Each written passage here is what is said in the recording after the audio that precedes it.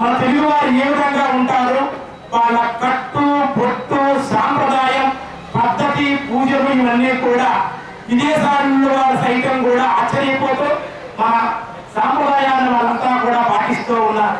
మన భారతీయులే కాకుండా భారతీయ ఇతరులు కూడా మన సాంప్రదాయం అంటే ఆసక్తిగా ఉన్నారు. వాళ్ళందరి కోసమే ఇవాళ సీతారామ కళ్యాణాన్ని మన ఎస్పీ రామ్మోహన్ రావు గారు, అలాగే వినోద్ గారు, అలాగే మన కాంప్లెక్స్ లో ఉండేటువంటి కుటుంబ సభ్యులంతా కూడా ప్రతి సంవత్సరం కాంప్లెక్స్ లో సీతారాముల బోసి గారు దంపతులు సీతారాముల కళ్యాణాన్ని వైభవంగా జరిపించుకుంటూ ఉంటాం. ఈ సంవత్సరం మరింత వైభవంగా అందరూ కూడా చక్కగా శుచిపూర్తులై ఈ కళ్యాణానికి వచ్చారు. మన కాంప్లెక్స్ లో ఉండే భక్తులు కూడా చక్కగా విచ్చేసి ఈ కళ్యాణాన్ని వీక్షిస్తూ ఉన్నారు. మీ అదృష్టం ఏమిటంటే మీరు చూడటమే కాకుండా ఏకకాలంలో విదేశాల్లో ఉండేది వాళ్ళు చూపిస్తూ ఉన్నారు. కాబట్టి వైకుంఠానికి వెళ్ళాడు గరుత్మంతుడు, కైలాసానికి వెళ్ళాడు, బ్రహ్మలోకానికి వెళ్ళాడు, ఇంద్రాది లోకాలకంతా వెళ్ళి వాళ్ళందరినీ కూడా పిలిచాడు. అయ్యా, భూలోకంలో సీతారాముల కళ్యాణం వైభవంగా జరుగుతోంది, మీరంతా రావాలి అని చెప్పారు. వాడు వెంటనే ఆయా వాహనాలతో మన ఇక్కడికి వచ్చారు. వాళ్ళంతా కూడా ఈ ప్రాంగణంలో ఉన్నారు. ఎందుచేతంటే 4 వేదాల్లో ఉండే మంత్రాలు తీసుకుని పుణ్యాహవాచనం అనే కార్యక్రమం చేశాం. ఆ కార్యక్రమం ద్వారా ఆ జలాలు జల్లడం జరిగింది, శుద్ధి చేయడం జరిగిందని. ఇప్పుడు స్వామివారికి అమ్మవారికి పాణిగ్రహణం చేస్తున్నాం. బట్టలు తెచ్చారంట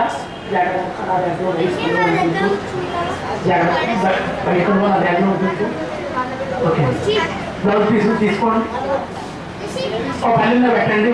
మనందరి చేత చేయి వేయించండి. ఒకసారి వేసే బట్ట ముందే కట్టించేసాం. కట్టించారు కదా ఎంత కాంప్లెక్స్ లో ముందే అలంకారం చేశాం. ఒకవేళ ఈ పెద్ద ఉదర్శన వేసి ఇంట్లో ఉంటుంది. చిన్నవాళ్ళు పెద్దవాళ్ళు తర్వాత వెళ్ళాలి.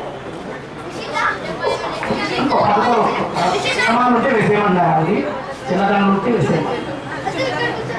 ఇందులో పెట్టాలి బొస్సులో ఇల్లు కాబట్టి కట్టగా పెట్టి నమస్కారం చేయమని అందరూ కూడా నక్షత్రం వేయండి. అక్కడి నుంచి వస్త్రాలు నక్షత్రం వేయండి.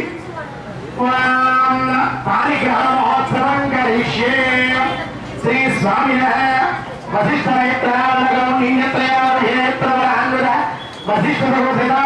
స్వామి సీతాదేవి కళ్యాణ మహోత్సవేన పాణిగ్రహణం కరిష్యే. మమ అనుకోండి తల్లి, మమ అనుకోండి. సకుటుంబాన క్షేమస్థైర్య ధైర్య వీర్య భయాయురారోగ్య ఐశ్వర్యాభివృద్ధ్యర్థం అస్య దివ్యకర్మకర్తॄణాం చక్ర శ్రద్ధాభక్తియుక్తానాం మహిగాభోగాంతే తథామోధ బ్రహ్మోధ సమ్మోధ వైకుంఠాక్షలోకేషు సాలోక్య సామీప్య సారూప్య సాయుధ్యాది చతుర్విధ మోక్ష ప్రసిద్ధ్యర్థం మమ అనుకోండి. యజమానస్య ఆచార్య అర్చక పాచక పరిచారకాది అభివృద్ధ్యర్థం అస్మిన్ గ్రామే స్థితానాం బ్రాహ్మణాదీనాం సర్వేషాం చాతుర్వర్ణానాం చ వ్యాధి చోర భయ దుర్భిక్ష అనావృష్టి రాజ్యపాదాది సర్వోపద్రవశాంత్యర్థం. ఈ సీతారామ కళ్యాణం చేస్తున్నాం అంటే తాము మాట్లాడకూడదు. కాదు మాట్లాడకూడదు. ఈ సీతారామ కళ్యాణం చేస్తున్నాం ఏదో అంటే మనందరికీ బాగుండాలనే కాదండి. వ్యాధి సమస్తమైన లోకంలో వ్యాధులన్నీ పోవాలని, చోర దొంగల భయం లేకుండా ఉండాలని, భయ ఎవరికి ఏ విధమైన భయాలు లేకుండా ఉండాలని, వ్యాధి చోర భయ దుర్భిక్షాది ఏ విధమైన దుర్భిక్షాలు కానీ ఉపద్రవాలు కానీ ఏ విధమైన ఉత్పాతాలు కానీ ఈ లోకంలో ఈ విశ్వంలో ఎక్కడా కూడా రాకూడదని సీతారామ కళ్యాణం చేసుకున్నాం. అంటే మన superintendent of police Rammohan Rao గారి కోసమో, చౌదరి గారి కోసమో, బోసి గారి కోసమో, బాలకృష్ణరాజు గారి కోసమో, వినోద్ గారి కోసమో, మా కోసమో కాదండి. చూడండి మన హైందవ సాంప్రదాయం ఎంత గొప్పదో చూడండి. వీరు చేసుకుంటున్నారు, వీరు పూజ చేసుకోవచ్చు కానీ మనందరికీ కూడా చెప్పండి. మన హైందవ సాంప్రదాయంలో ఏదైనా చేస్తే బంధువుల్ని, స్నేహితుల్ని, ఇరుగు పొరుగు వారిని పిలుస్తాం. అదే మన గొప్పదనం. అంటే నేను తరిస్తున్నాను, మీరు తరించండి. ఏ విధమైన స్వార్థం మనలో ఉండదు. ఇతర మతాలను విమర్శించకుండా ఇది ధర్మము, ఇది సత్యము అని చెప్పేటువంటి ఒక హిందూ సాంప్రదాయం ఒకటే. హైందవ సనాతనమైన సాంప్రదాయం హిందూ సాంప్రదాయం. కాబట్టి దేశంలో విశ్వంలో ఎవరున్నప్పటికీ కూడా జీవుడు కానీ మానవుడు కానీ దేవత కానీ ఋషులు పిపీలకాలు సైతం కూడా దేవతల దగ్గర నుంచి వీళ్ళందరికీ కూడా పరమాత్మతో సహా శాంతిగా ఉండాలి. విశ్వంలో వ్యాధులు ఉండకూడదు, చోరభయం ఉండకూడదు, అగ్నిభయం ఉండకూడదు, ఉపద్రవాలు ఉండకూడదు. విశ్వం అంతా శాంతిగా ఉండాలని సీతారామ కళ్యాణాలు చేస్తూ ఉన్నాం. కాబట్టి భగవత్ కైంకర్యార్థం ఇది ఎందుకు చేస్తున్నాం? మనకు ఏమైనా కోరికలు ఉన్నాయా? ఉద్యోగం కావాలా? వ్యవసాయం కావాలా? వ్యాపారం కోసమా? ధనం ఆర్జించడం కోసమా? అధికారం రావడం కోసం చేస్తున్నావా? మనం దేనికోసం చేయడం లేదు. అవన్నీ ఆయనే ఇస్తాడు. మీరు కూర్చున్నారు, మీ మనసులో ఉన్న కోరికలు రాముడికి తెలుసు. రామో విగ్రహవాన్ ధర్మ, ఆయన మీ మనసులో ఏముందో పరమాత్మకు తెలుసు. మన వాళ్ళకి ఏమీ తెలియదు. ఒక గుళ్ళో ఫ్యాన్ ఇచ్చారు అనుకోండి, ఒక గుళ్ళో చూసాను ఫ్యాన్ ఇచ్చారు గుళ్ళో దాపలు.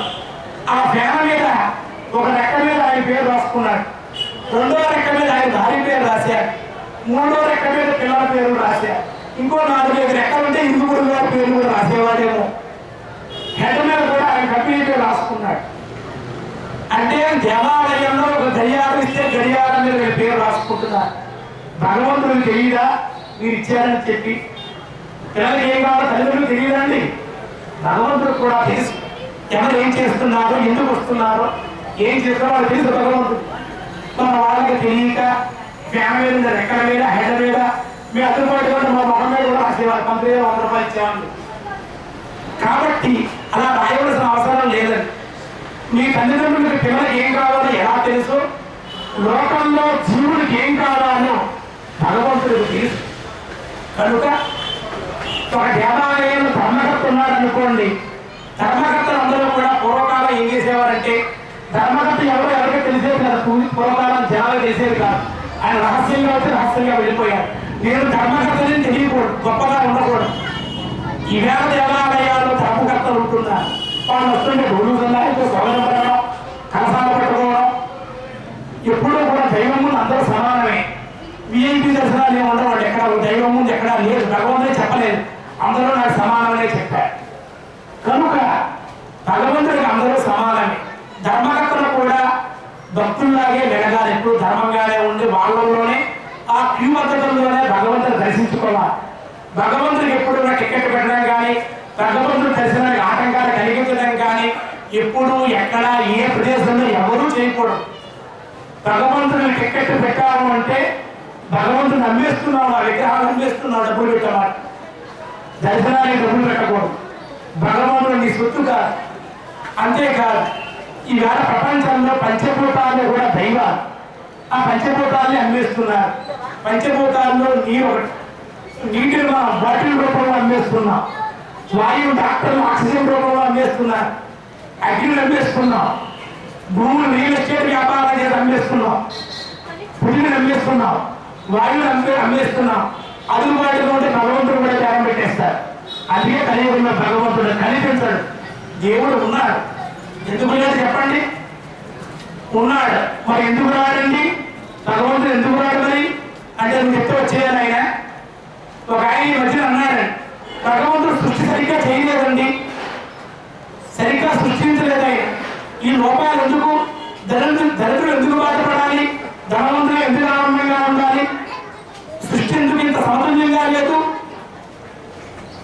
నీకే ఇది తెలివితేటండి ప్రశ్నలు వేసినప్పుడు ఈ సృష్టిని సృష్టించిన పరమాత్మకి ఎటువంటి శక్తి ఉందో, ఎంత మేధాశక్తి ఉందో చూడండి. కేవలం ఎక్కడో భూలోకంలో ఉన్న ఇటువంటి మండలాలు, కోట్ల మండలాల ప్రపంచంలో పైన అంతరిక్షంలో ఉన్నాయి. అక్కడ కూడా మనుషులు ఉన్నారు, దేవతలు ఉన్నారు, ఋషులు ఉన్నారు. నీకన్నా మేధాశక్తి సంపన్నులు ఎంతో మంది ఉన్నారు. కేవలం భూలోకంలో స్వార్థం కోసం, తినడం కోసం, తాగడం కోసం, నువ్వు బతకడం కోసం ఆలోచించే నువ్వు ఈ సృష్టి సమంగా లేవని భగవంతుని నిందిస్తావా? ఈ కులంలో పుట్టించాడండి నన్ను, ఏ భగవంతుడు ఇంత పెద్ద ఏమిటండి అంటాడు. భగవంతుడు ఎవరి కులం మీద మతం మీద ఆయన సృష్టించలేదు.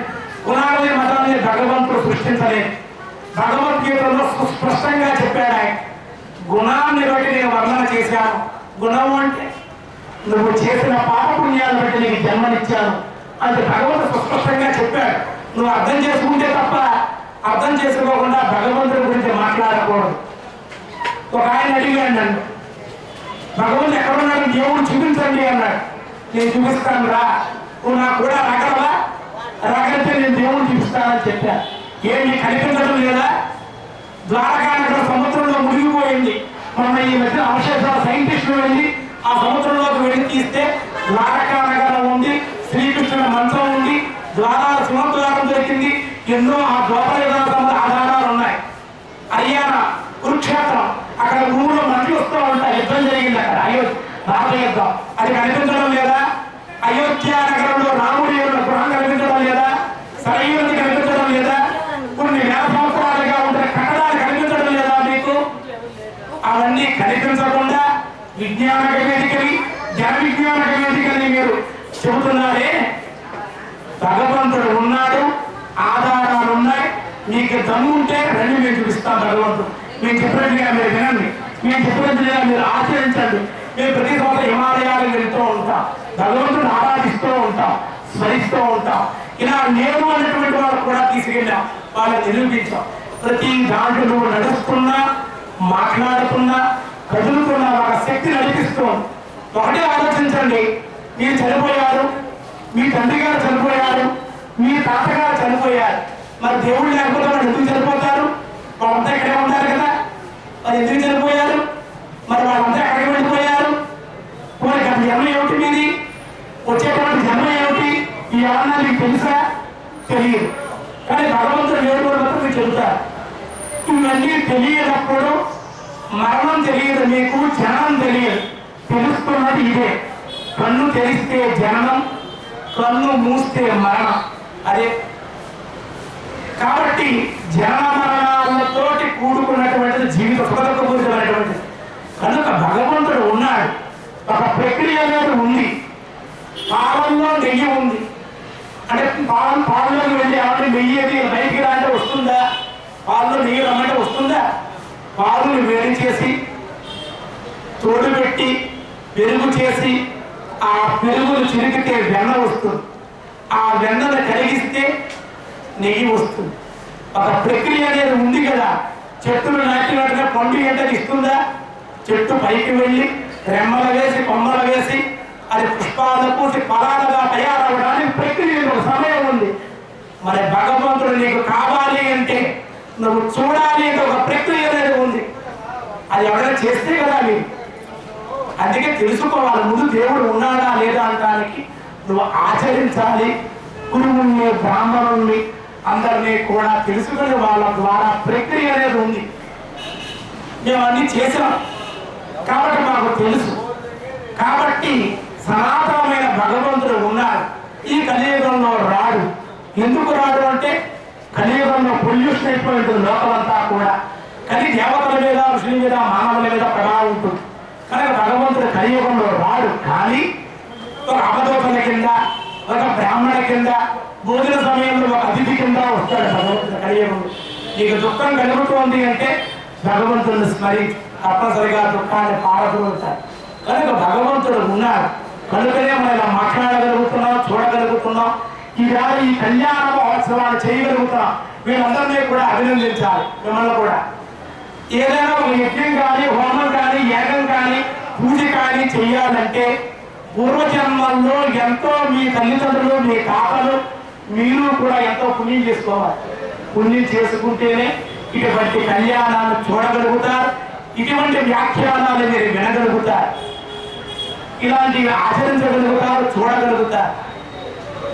అలా పుణ్యం చేసుకోలేని వాళ్ళు ఇక్కడికి రాలేరు, చూడలేరు, ఆచరించలేరు, నేను చెబుతున్నా వినలేరు.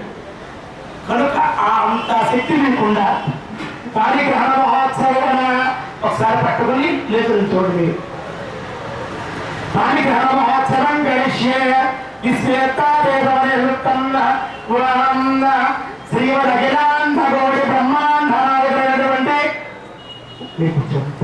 అఖిలాండ కోటి బ్రహ్మాండ నాయకులైనటువంటి భూలోకంలో ఆంధ్రప్రదేశ్ లో హైదరాబాద్ నగరంలో యూసఫ్గూడ ప్రాంతంలో గణపతి కాంప్లెక్స్లో జరుగుతున్నటువంటి కోడల సీతారామచంద్ర స్వామి వారి కళ్యాణ మహోత్సవ సమయంలో సీతారామ లక్ష్మణ భరతశత్రుఘ్నుడికి కూడా మన గణపతి కాంప్లెక్స్ లో ఉండేటువంటి భక్తులంతా కూడా సీతాదేవికి అలాగే రాముడి వారికి లక్ష్మణుడికి భరతశత్రుఘ్నుడికి ఆంజనేయ స్వామి వారికి కూడా నూతన వస్త్రపైన సమర్పించిన మధుపర్కాలు సమర్పించడం జరుగుతుంది. ధ్రువందే రాజా స్వామి కండుగా వేసి ధ్రువందే రాజా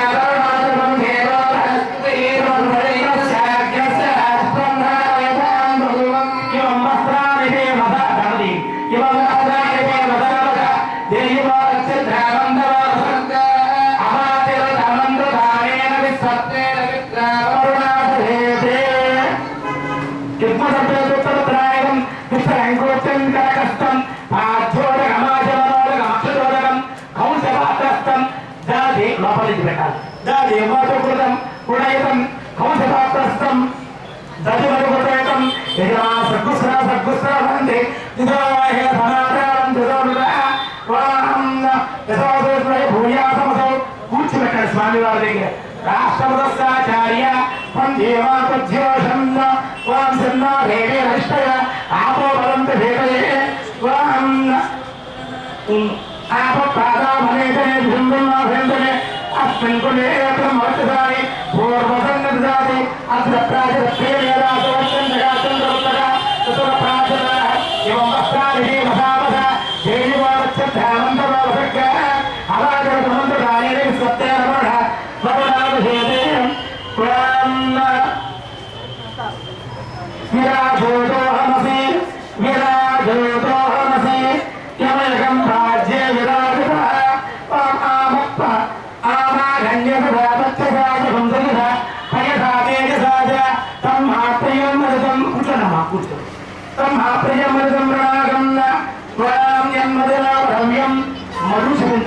చేని కానీ ఒకసారి ఆ పంచామృతాలు యన్మధునామరవ్యం నోటికి చూపించాను.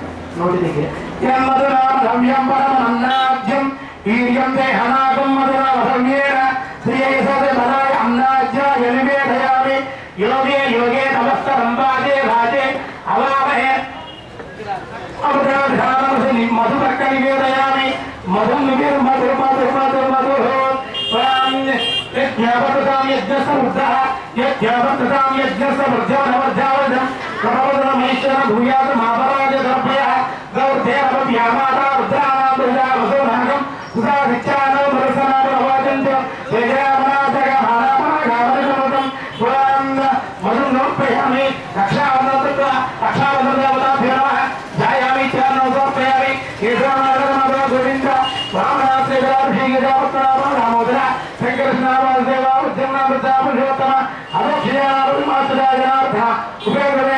శ్రీకృష్ణాయ నమః. మొదటి రక్షాబంధనం తీసుకోండి. స్వామి వారికి అర్చకులకి యజమానులకి ముందు స్వామికే కట్టాలి. అది ఆ రక్షాబంధనం అందరికీ చూపించండి. స్వామికి రక్షాబంధనం కడుతూ ఉన్నారు. అందరూ చూడండి. తమ కుర్చీ ఇక్కడ వేసేయండి. అయినా ఇంకా కుర్చీ ఎండలో ఉన్న కుర్చీ ఇలా వేసేయండి.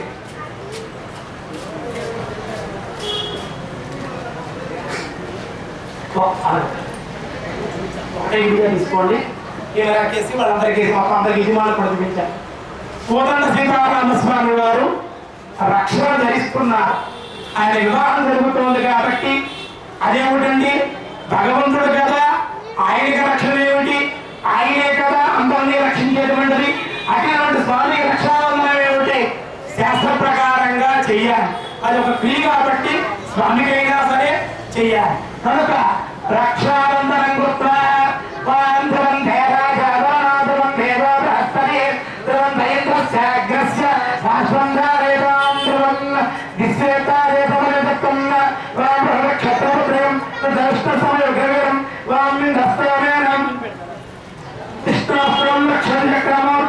ధనపూర్వం శక్తులు దక్షిణ అపరంగోజీ అందగోదస్త బాసురంతరే విఘ్నా విఘ్నానిద కుబేర దక్షిణ సీతారామ వారి రక్షాబంధనాన్ని కడుతూ ఉన్నారు ఆచార్యులు. రక్షయ ఇష్టాత్మాదే సమరేషకన్న ధనపూర్వ శక్తి రక్షణ అపరంగతో జీనంతగోరస్త వాసుగంధరేంద్రస్త్ర విఘ్నానిగా కుబేరో దక్షయ శ్రీ ధర్మాభ్యోభ్య సంరక్షణ సర్వే రక్షంతు అసురేణ సీతారామచంద్ర స్వామి రక్షాబంధన ముహూర్త సుముహూర్తో హస్తో ఆచార్య హస్త యాజమాన్యస్య రక్షాబంధనం గొప్ప ఈ రక్షణ గడిపేటండి విష్ణుస్వాం రక్షత చక్రమూర్ధం ధనుపూర్వం శక్తి దక్షిణ ఆయన ధనస్సు పట్టుకుంటే ఎంత శక్తి కలుగుతుందో ఎంత రక్షణ కలుగుతుందో ఈ రక్షణ ధరించడం వల్ల అంత శక్తి కలుగుతుంది. మగవాళ్ళు కుడి చేతి కట్టుకోండి, ఆడవాళ్ళు ఎడం చేతి కట్టమండి. ముందుగా మీ భర్త గారు కట్టనమ్మా కుడి చేతికి, మళ్ళీ భర్త గారు భార్య ఎడం చేతి కట్టండి. దక్షిణ హస్తేన యాజమాన్య పత్తి వామన హస్తేన కుడి చేతికి మగవాళ్ళు ఎడం చేతి ఆడవాళ్ళు కట్టుకోండి. రామమోహనరావు గారు, బోసు గారు, బాలకృష్ణ గారు కూడా ఇప్పుడు పెళ్లి కట్టుంటారు రక్షాబంధనం. ఇవాళ సీతారాముల కళ్యాణంలో వాళ్ళ భార్య చేత వాళ్ళు రక్షాబంధనం కట్టించుకుంటున్నారు, వాళ్ళ భార్యలు కూడా కడుతున్నారు. రామమోహనరావు గారు ఏమో నవ్వుతున్నారు, అంటే గతం జ్ఞాపకం వస్తుంది. స్వామి పెళ్లి చేసుకున్నా మన పెళ్లి గుర్తొస్తుంది కదండి. అందుచేత మీరందరూ కూడా స్వామి కళ్యాణాలు తిలకించండి, ఆనందంగా ఉండండి. ఆ స్వామి ఆనందరాముడు. వారికి కూడా ఇచ్చేసేయండి, మా అమ్మాయి కూడా ఇచ్చేయండి. బాలకృష్ణరాజు గారికి, వారికి, బోసు గారి దంపతులకి ఇచ్చేసేయండి. కట్టేసేయండి, కట్టేయండి గోపాల్ గారు, వినోద్ గారు కట్టండి.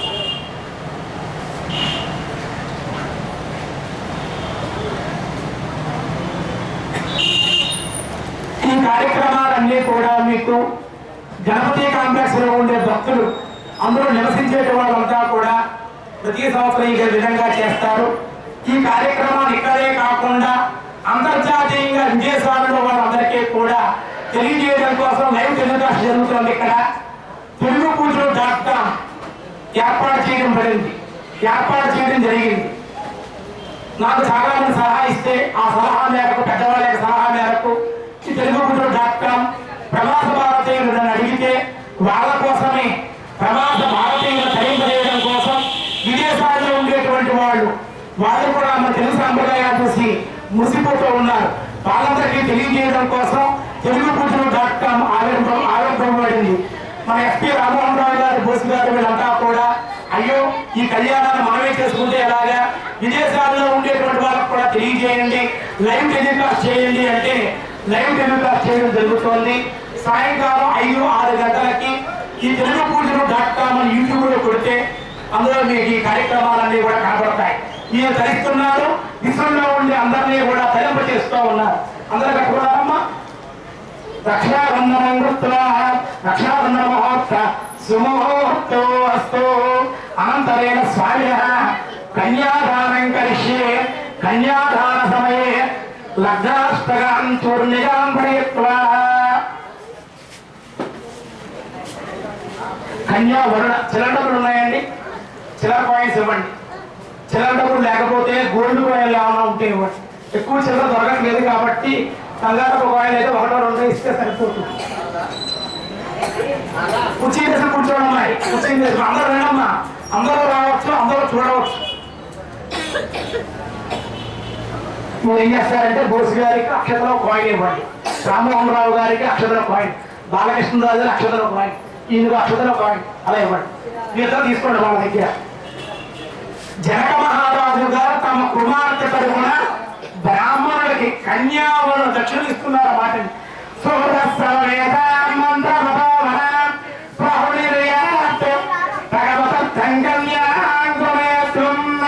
తీసుకున్నారమ్మా.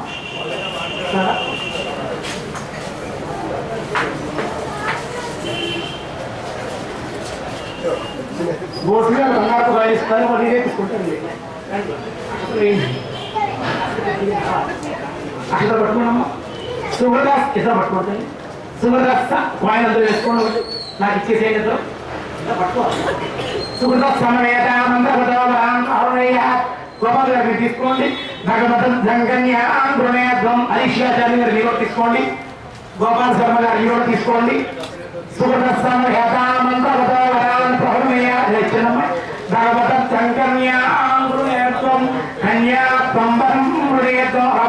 తీసుకోండి, మీరు తీసుకోవాలి. జనక మహారాజు గారి తరపున వీళ్ళంతా కూడా వర ఇస్తున్నారు అన్నమాట. సుగుణేతామంత భగవత శంకర్యాం గుణేత్వం కన్యాం సంబరం గుణేత్వం. ఇప్పుడు ఏం చేస్తారంటే అవి చేసే జనకాలను అడిగి చేసుకోవాలి. దానికి ముందుగా లగ్నాశ్రయాలు ఉంటాయి. లాస్ట్లో వస్తుంది, నేను చెప్తానమ్మా, అన్నీ చెప్తానమ్మా. పట్టు వస్త్రం తీసుకోండి, పట్టు వస్త్రం తీసుకోండి. అవి పెట్టారు కదా, అలా చేసినాయి. ఇద్దరండి బాబు, ఇప్పుడు ఉన్నాయి. వద్దులేండి. బాలకృష్ణరాజు గారితో బోస్ గారిని నెమ్మది లేక బోస్ గారిని నెమ్మది అమ్మాయిగా అంచు కలపడం చక్కగా ఈ అంచుకి కుయిట్లు ప్రజలు పడుతుంది కూడా.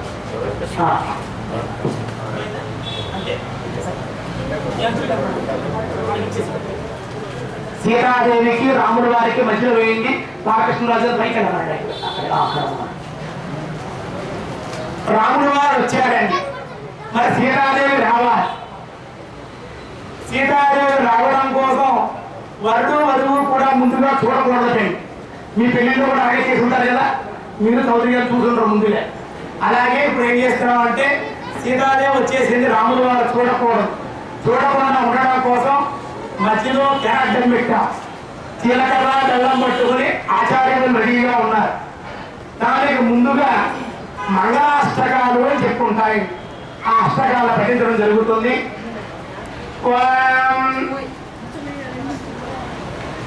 తదేవ లగ్నం సుదినం తదేవ తారాబలం చంద్రబలం తదేవ మైక్ తీసుకోండి.